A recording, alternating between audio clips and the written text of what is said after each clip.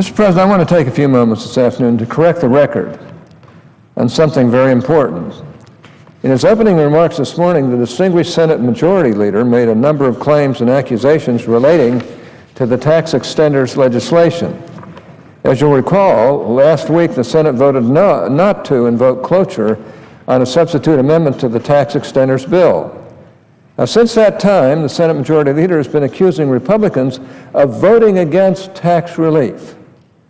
He said we're obstructionists and that we, quote, work so hard to do nothing, unquote. This is, as we know, par for the course.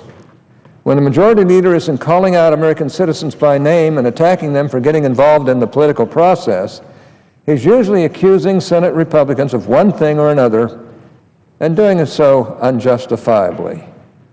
Today, he attacked me personally for my vote against cloture on the tax extender substitute, saying, quote, the primary Republican who negotiated this, the ranking member of the Senate Finance Committee, voted against his own bill, unquote.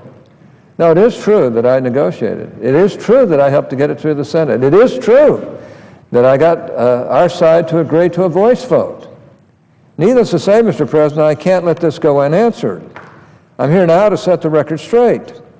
First and foremost, I want to make clear that I support the tax extenders legislation, and everybody in this body knows it. And if they don't, then they better go take an IQ test. I want to see that bill passed, and I believe we should pass it sooner rather than later. Now, I don't want to speak for anyone else, but I suspect that the majority of Senate Republicans feel the same way. But there are serious and legitimate process issues at stake here. At the time of last week's cloture vote, the substitute amendment had been available to the full Senate for little more than a day.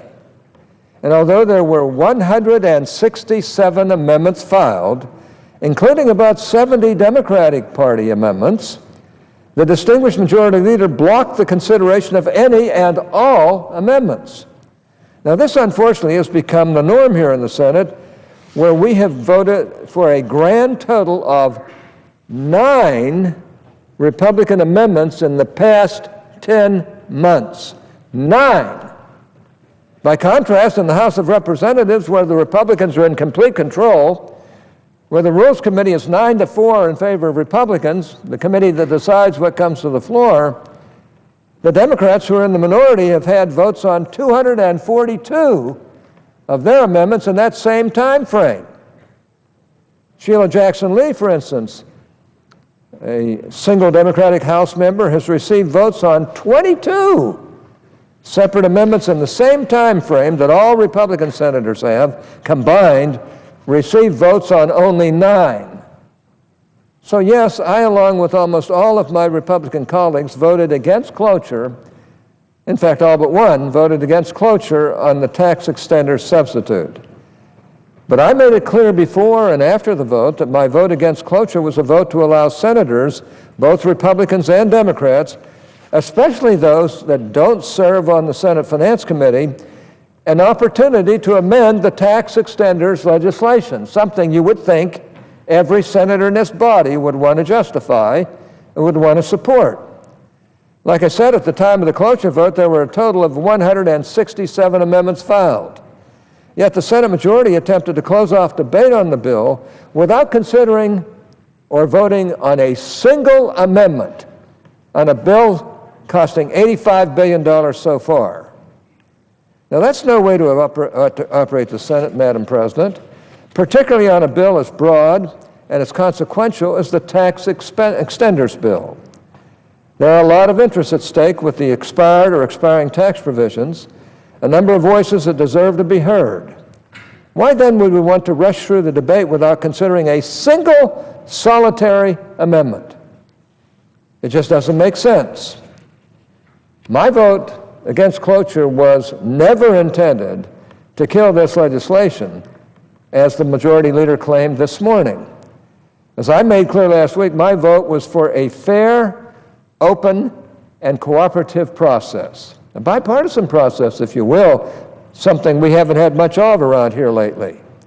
I would have thought the Majority Leader would have been listening last week when Republicans, including myself, made it very clear why we were voting against cloture.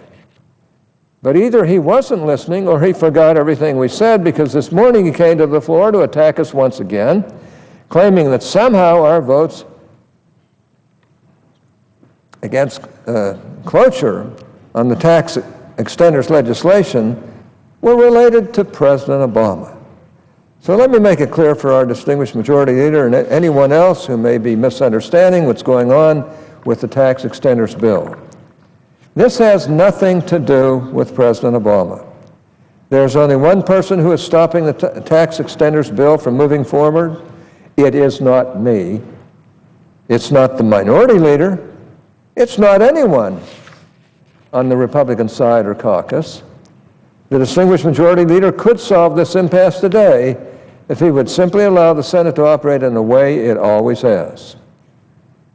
And he knows, and he knew then when he made these comments, because we chatted the day before. He knew that my job is to try and winnow down the total number of amendments on this bill, approaching almost 100 for each side, and get it to where we basically could pass this bill. Now, he can come to the floor as often as he wants to attack Republican senators or anyone else, but that doesn't change the fact that he is the one in control here. He is the one who will decide if the Senate will live up to its legacy of being the greatest deliberative body in the world, or if it will continue to be what it has become, a graveyard of ideas. Once again, I stand willing and able to work with the Democrats to get this bill across the finish line. I do want this legislation to pass. It's important legislation.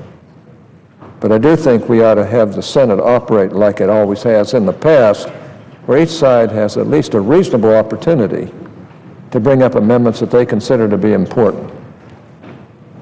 It's important that the Senate operate in that way, and not in the way it's currently being operated. But like I said, Mr. President, it's not up to me.